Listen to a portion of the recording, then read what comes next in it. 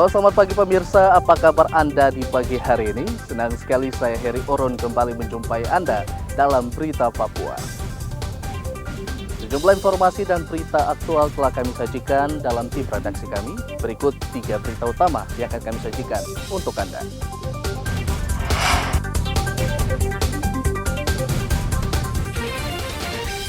Wisata ke Pantai Holtekam, Hamadi Jayapura, 2 bocah tewas terseret arus. Korsleting papan reklame merembet ke sebuah toko di Merauke. Diduga korupsi dana bantuan sosial 18 miliar rupiah lebih, Sekretaris Daerah Kabupaten Kerom, Papua ditahan penyidik Polda Papua.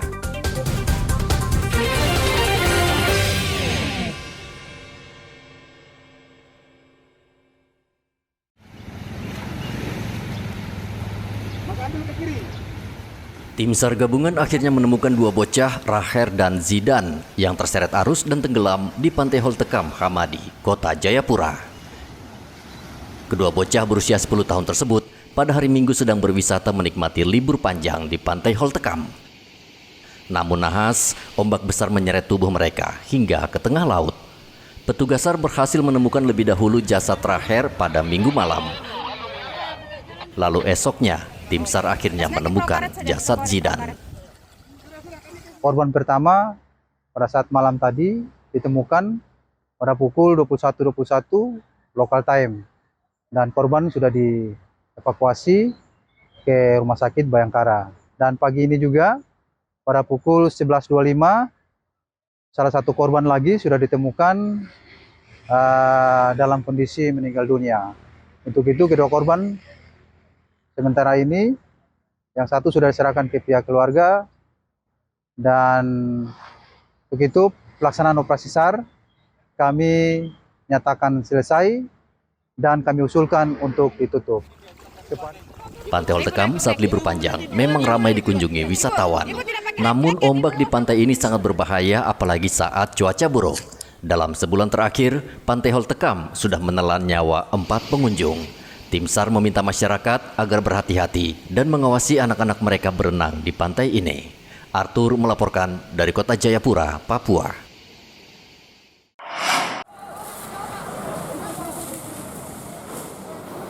Kebakaran terjadi di Jalan Aru Merauke, Papua Selatan pada hari Senin sekitar pukul 1 siang.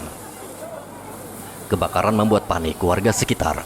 Asap yang membumbung ini berasal dari atap toko yang menjual berbagai produk alat bangunan. Belum diketahui penyebab kebakaran, namun api diduga bersumber dari korsleting listrik dari lampu di papan reklame. Lampu kau? Yang kena lampu karton semua di bagian depan jadi terus terbakar langsung. Ada korsleting listrik kan listrik? Tidak ada. Tidak ada. Oh, dan cuma terbakar langsung. Api menyala besar. Menyala lampu besar. Penyebab kebakaran disebabkan kondisi ruangan toko yang tertutup rapat sehingga menimbulkan panas dan memicu kebakaran. Terus terang secara jujur kami damkar pada saat awal kebakaran kita tidak tahu kejadiannya. Informasinya kami tidak dapat. Nanti setelah dari ada yang biasa ada kebakaran baru kami datang. Jadi keterlambatan yang terjadi bukan karena kami lambat. Informasi yang didapat tidak ditelepon langsung kepada kami. Dari analisa di lapangan awalnya ini sekitar apa kira-kira penyebabnya? Kita lihat dari atas tadi itu kebakaran dari arus pendek komunikasi. Arus pendek ya? Arus pendek di atas. Cuma di sini kami belum mau pendinginan, kita belum karena panas di dalam.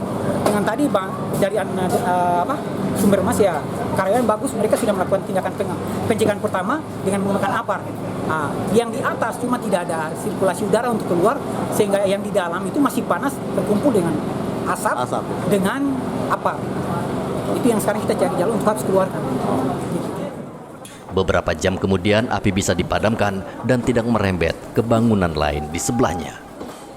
Beruntung tidak ada barang dagangan di dalam toko yang ludes terbakar karena warga dan karyawan toko cepat memadamkan api sebelum 2 mobil damkar tiba di lokasi.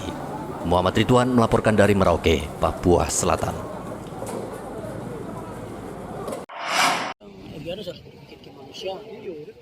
Direktorat Reserse Kriminal Khusus Polda Papua menahan Sekretaris Daerah Kabupaten Kerom, Provinsi Papua, Trisiswanda Indra, atas dugaan tindak pidana korupsi penyalahgunaan dana bantuan sosial tahun 2018 sebesar 18,2 miliar rupiah. Polisi langsung menahan Trisiswanda Indra setelah tersangka menjalani serangkaian pemeriksaan mendalam bersama 18 orang saksi. Direskrimsus Polda Papua Kombes Ade Sapari mengatakan penyidik menahan tersangka berdasarkan 2 alat bukti. Salah satunya hasil audit Badan Pengawas Keuangan dan Pembangunan atau BPKP. Sudah keluar dari hasil BPKP tanggal 5 April. Jadi yang bersangkutan kooperatif akhirnya bisa dibawa dan datang ke Polda pukul jam 20.00. Kita periksa langsung ditetapkan sebagai tersangka, langsung dilakukan penahanan selama 20 hari ke depan. Pelanggaran yang dilakukan gitu ya, dugaan tindak pidana korupsi penyalahgunaan dana bantuan modal usaha pada mata anggaran bantuan sosial pada masyarakat dan perorangan DPA BPKAD tahun anggaran 2018 dengan kerugian negara 18,250.000. Tersangka diduga mengorupsi dana bantuan modal usaha pada anggaran bantuan sosial masyarakat perorangan yang bersumber dari DPA BPKAD tahun anggaran 2018. Trisiswanda dijerat Undang-Undang Tindak Pidana Korupsi dan Tindak Pidana Pencucian Uang dan tidak menutup kemungkinan Polda Papua akan menetapkan tersangka lain dalam kasus ini. Arthur melaporkan dari Kota Jayapura, Papua.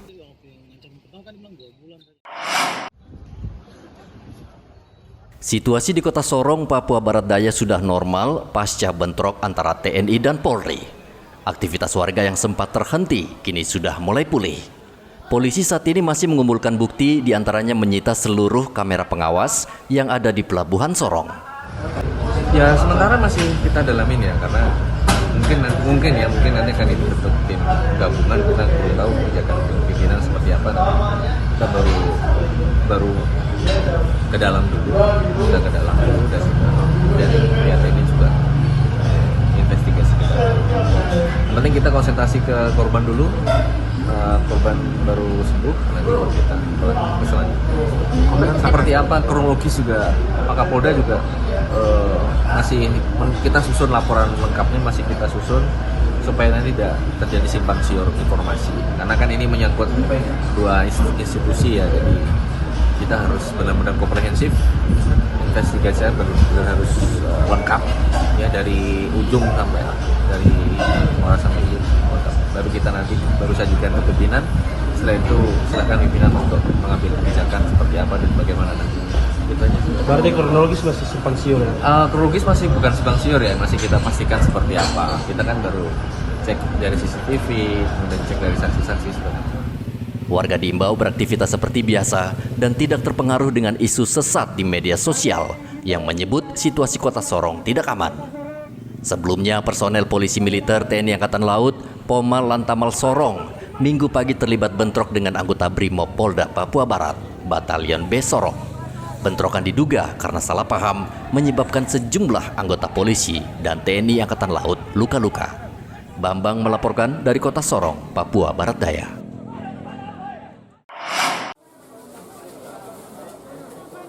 Harga daun seledri di Merauke, Papua Selatan saat ini barangkali termahal di Indonesia. Sejak 3 hari sebelum Lebaran, daun yang biasa digunakan untuk membuat sop ini harganya terus merangkak naik. Dari pantauan di Pasar Wamanggu, saat ini harga daun seledri tembus Rp450.000 per kilogram dan hingga saat ini harganya belum turun. Pedagang berharap harga daun seledri ini segera turun karena memberatkan masyarakat. Daun sup biasa dijual berapa per kilo? Kalau sekarang ini 450. Itu sejak kapan itu? Sejak sebelum Lebaran. Sebelum Lebaran ya? Kurang-kurang 2-3 hari. Sampai sekarang ya? Biasanya harganya berapa itu Bu? Per Biasanya kilo? cuma 80, 60. Itu kira-kira kenapa sampai bisa mau gitu? Stok mungkin kurang. Satu karena permintaan juga banyak dari pelanggan tuh pada bikin bakso mungkin Lebaran.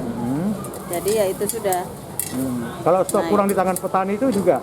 Di tangan petani kurang juga stoknya karena hujan toh. Hujan. Rusak. Biasanya daunnya rusak, karak daun. Sekarang ini sulit Bu ya dapatnya ya? sulit. Sulit sekali. Ibu sekarang nggak jual juga? Jual tapi sedikit. Sedikit itu ya. Itu sikat itu berapa harganya Ibu? Ya, Sikat seperti itu. sikat 10.000 10.000 minimal, ya? iya. Faktor cuaca menjadi salah satu penyebab tingginya harga daun seledri. Hujan yang terus turun di Merauke menyebabkan tanaman ini mati sehingga pasokan ke pasar pun berkurang. Daun seledri memang sangat sensitif dengan air. Sementara itu di Mimika, Papua Tengah, harga sejumlah barang komoditas di pasar sentral Timika melonjak.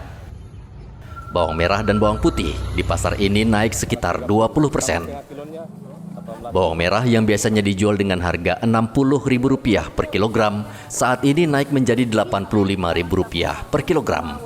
Sedangkan untuk bawang putih, harga sebelumnya Rp50.000 per kilogram, kini naik menjadi Rp60.000 per kilogram. Bawang merah sama bawang putih. Merah kita jual 85 lah. Sebelumnya 60. Putih kita jual ke 60 sekarang. Sebelumnya berapa? Sebelumnya 50. Sebelum sesudah lebaran kemarin. Kan kapal belum masuk, nanti besok baru dia turun karena kapal sekarang lagi bongkar. Selain bawang, harga jahe merah juga naik dari Rp25.000 per kilogram menjadi Rp110.000 per kilogram. Muhammad Ridwan dan Igo Batmomolin melaporkan dari Merauke dan Mimika. Harga beras premium di Kabupaten Mimika melonjak. Dari hasil pemantauan di pasar sentral, beras premium yang biasa dijual Rp16.000 sudah 2 bulan ini naik menjadi Rp18.000 per kilogram. Berapa menjual per kilo sekarang? 18. Sudah naik lama kah ini? Hah? 18 per kilo itu sudah naik lamanya? Itu harganya sekitar berapa bulanan ini, sekitar 2 bulan lebih mungkin, 12 ini. Padahal seperti mawar air 17, karena baru ini harganya dia melonjak sampai Rp800. Kalau Merauke kita jualkan Rp16.000 per kilonya. Kalau Pak Dimas Rp16.000 per kilonya juga.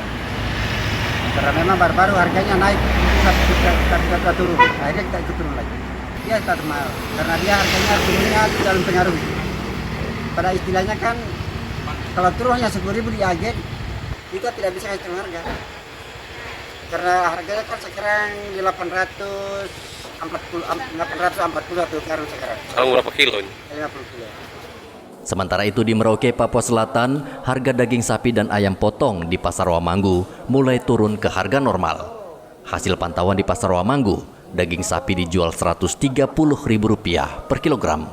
Sebelumnya harga daging sapi seminggu jelang lebaran mencapai Rp150.000 per kilogram. Harga daging ini berapa Pak sekarang ini?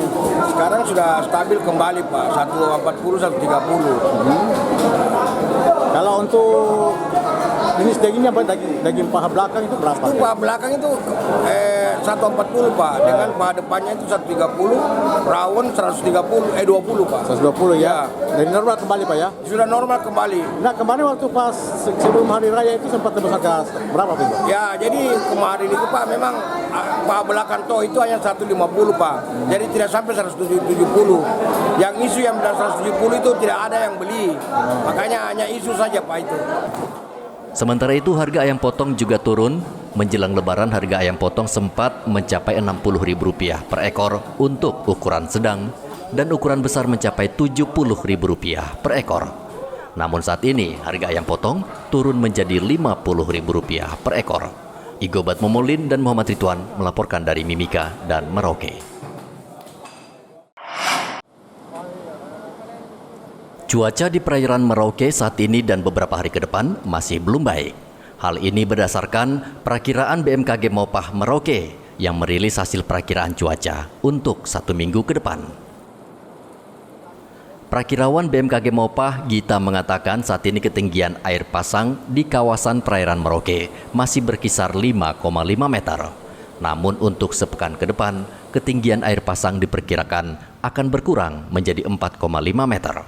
Untuk pasang surut, air laut seminggu terakhir memang terjadi pasang maksimum, tercatat di perakiraan itu sekitar sampai ketinggian 5,5 meter.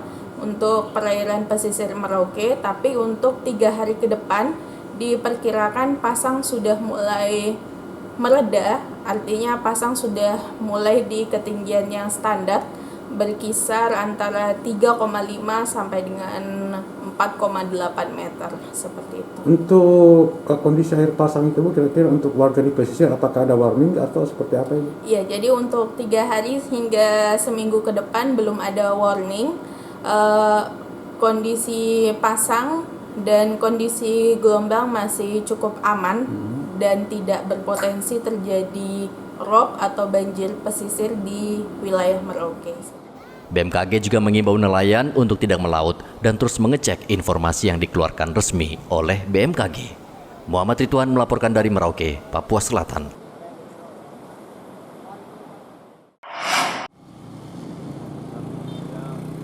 Sejak perayaan Paskah hingga menjelang Idul Fitri, Pertamina Merauke menggelontorkan BBM ke sejumlah SPBU di Merauke untuk mengantisipasi agar kebutuhan BBM di masyarakat terpenuhi. Terbukti selama itu, antrean kendaraan untuk membeli BBM di sejumlah SPBU di Merauke berkurang. Pengelola SPBU di Jalan Ahmad Yani, Albert, mengatakan selama ini Pertamina meningkatkan pasokan BBM ke SPBU hingga 2 kali lipat dari 8 kiloliter per hari menjadi 16 kiloliter dibanding hari biasa. Ada penambahan dari Pertamina. Tambahannya berapa Pak? Yang tambahan itu setiap hari sekitar 16 KL. Biasanya berapa itu? Pertalite. Biasanya berapa? Biasanya itu 8. 8. Untuk Pertalite itu 16 KL, Solar juga 16. Pertamax juga itu 8 ya. Selama ini penyaluran BBM di Merauke kerap bermasalah, sehingga seringkali terjadi antrian panjang yang membuat masyarakat kesal dan frustasi. Muhammad Ridwan melaporkan dari Merauke, Papua Selatan. Pemirsa, informasi tadi mengakhiri jumpa kita dalam Berita Papua. Saya Heri Orun mewakili seluruh kerabat kerja yang bertugas mengucapkan terima kasih atas kebersamaan Anda. Selamat pagi, selamat beraktivitas, dan wanyambe.